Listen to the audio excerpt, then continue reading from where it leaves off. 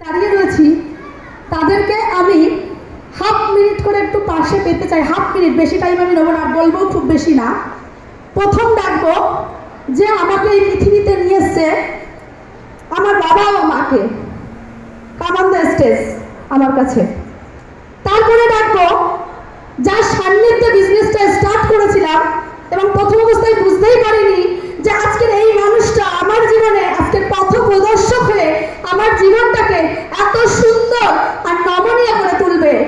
Siddharth sir এবং রীতা রায় চক্রবর্তী এবং দিদির শারীরিক অসুস্থতার জন্য আসতে পারেননি, আমি সিদ্ধার্থ স্যারকে একটু ডেকে নেব। এবং কাজটা করতে করতে আমার দেখা হয় একটা মহান পুরুষের সঙ্গে এবং একজন অসাধারণ মানসিকতার একটা মহিলার সঙ্গে।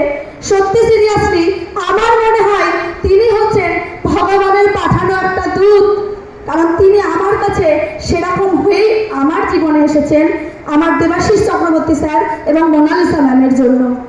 আমি স্টেজে আমার পাশে আসতে বলবো যাদেরকে নাম করছি। এবং তারপরে কাজ করতে করতে আমার সঙ্গে দেখা হয় মৃগাঙ্ক স্যার, সৌম্যদীপ রায় এবং পূর্ণিমা রায় চক্রবর্তীকে। তারপরে গুটি গুটি পায়ে ডিরেক্টর হওয়ার পরে আমার খুব সুন্দর একটা মানসিকতার মানুষের সঙ্গে দেখা হয় সমাধি এবং সোমা দাস কালিয়া এবং সমিত দাসদারকে। আমি তাদেরকে স্টেজে ডাকবো। এবং এফএসপি যখন ফার্স্ট আমি কলকাতায় রিকগনাইজ নিতে যাই, আমি একটা খুব মহান মানুষের সঙ্গে সান্নিধ্যে আসতে পারি, দেখি সবাইকে খুব সুন্দরভাবে বোঝাচ্ছে এবং খুব সুন্দরভাবে প্রত্যেককে হাসি মুখে মাথায় হাত বুলিয়ে কি সুন্দরভাবে তাকে বুঝিয়ে দিচ্ছে। সেই মহান মানুষটাকে আমি আমার পাশে ডাকতে চাইছি।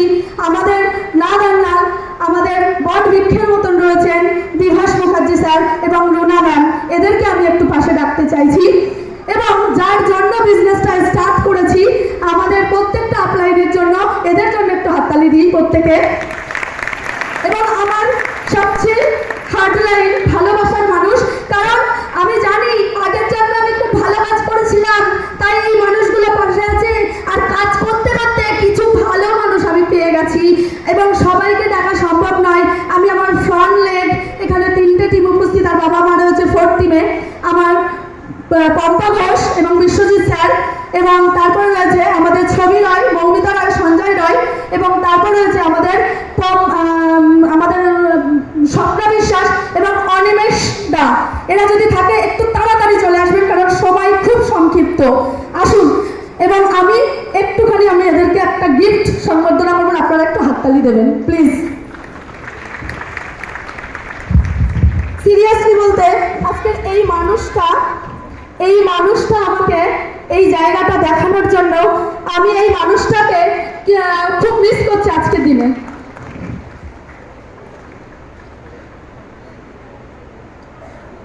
এবং আমার স্যার বললাম আমাদের স্যার, থ্যাংক ইউ স্যারের জন্য এবং ম্যামের জন্য। এবং আমাদের সমাধি, আচ্ছা আমাকে একটু হেল্প করতে হবে, আসো আসো আসো, সবাই মিলে দেবো, আসো স্বপ্নাদি, সমাধি এবং সমিত দাসদা। এবং আমাদের গ্রেট আপলাইন এই ইনস্টিটিউশনের জন্য আজকে আমি শিক্ষিত নেটওয়ার্কার হতে পেরেছি। আর এই মানুষটা মোনালিসা দি, ইনি কিন্তু একটা কম্পিউটার। দেখবেন যে যাই ভুল করুক না কেন 1 সেকেন্ডের মধ্যে তার ফোন সে দেখে ফেলে। এই কম্পিউটার এছাড়া কিচ্ছু না, 24 ঘন্টায় সব সময় অনলাইনে কে কি করছে সব সময় দেখছে। এবং অসাধারণ মানসিকতার মৃগাঙ্ক স্যার এবং সৌম্যদীপ রায় এবং পূর্ণিমাদি, অসংখ্য ধন্যবাদ আমি আমার আপলাইনদের জন্য চাইছি। এবং এই মানুষগুলো আজকের এই পৃথিবীতে আমাকে নিয়ে এসছে, তাই আজকের এই জায়গাটা আমি উপলব্ধ করতে পেরেছি। আমি সিরিয়াসলি এই মানুষগুলোর জন্য আমি কৃতজ্ঞ, এদের জন্য একটু হাততালি দিই। এই যা কিছু পাওয়া সব এই মানুষগুলোর জন্য। আর আমার সঙ্গে রয়েছে আমার এই টিম মেম্বার, থ্যাংক ইউ প্রত্যেকের জন্য। নাম টুসি ঘোষ, বাড়ি বক্সরা এবং ছোট্ট একটা গ্রামে বাস করতাম ছোটবেলায়। আমার বাড়ি দেবঙ্গা, বসিরহাটের কাছাকাছি। বিয়ে হয়ে যাওয়ার পরে চলে আসি এখানে। সিম্পল একটা হাউস ওয়াইফ, কিচ্ছু করতাম না। প্রথম অবস্থায় মনে হয়েছিল কিছু করার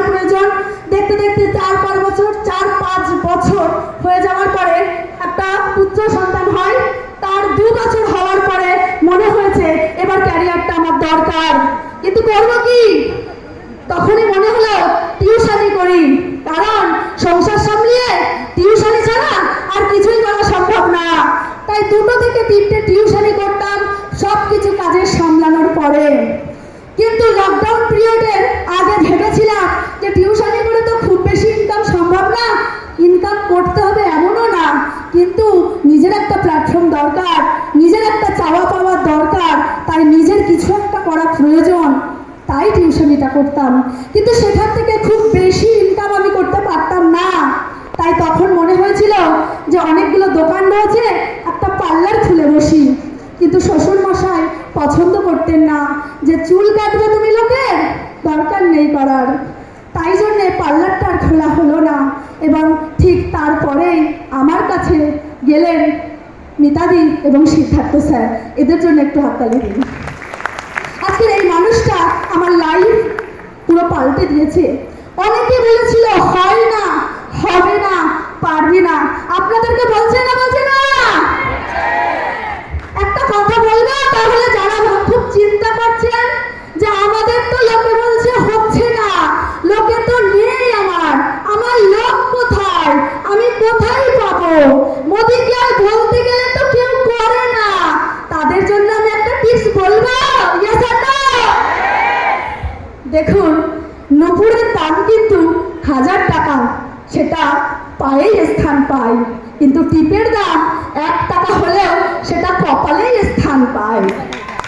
মানুষ বড়ই অজীব, মানুষ বড়ই অজীব।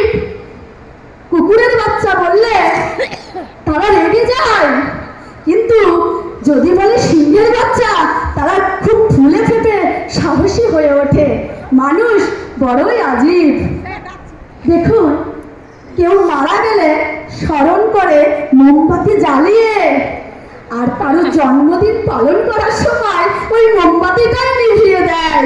মানুষ বড় আজব, সে ভালো জিনিসটা নেয় না, সে সবসময় বাঁকার দিকে অগ্রসর হয়। তাই তো মদ বিক্রেতাকে লোকের কাছে যেতে হয় না, দুধ বিক্রেতাকে বাড়ি বাড়ি যেতে হয়। এবং গোয়ালাকে, দুধ বিক্রেতাকে সবাই জিজ্ঞাসা করে, দুধে জল দাওনি তো, দুধে জল দাওনি তো। কিন্তু মানুষেরাই মদের মধ্যে জল ঢেলে খায়। তাই মানুষ বড়ই অজীব, তারা বাঁকা ছাড়া সোজা পথে আসে না। আপনি তাদের কাছে যাচ্ছেন, তারা মনে করছে এটা সোজা পথ, তাই তারা আসবে না, তারা বাঁকা পথটাই অবলম্বন করবে। তাই আপনারা চিন্তা করবেন না, আমারও এরকম না হয়েছিল, কিন্তু আমি থামাইনি। আমি দেবাশিস চক্রবর্তী স্যারের ইনস্টিটিউশন অফ করিনি, প্রতিদিন বুধবার প্রতি সপ্তাহে অ্যাটেন্ড হয়েছি। কারণ মানুষ তো বড়ই আজীব, তাদেরকে সোজা করতে আমাকে সঠিক হতে হবে। তাই এই জায়গাটায় শিক্ষিত হয়ে মানুষকে বাঁকা থেকে সোজা পথে আনার একটা জায়গা তৈরি করে দিয়েছে সমীর মোদিজিকে। তাই সমীর মোদিজিকে স্যালুট জানাই।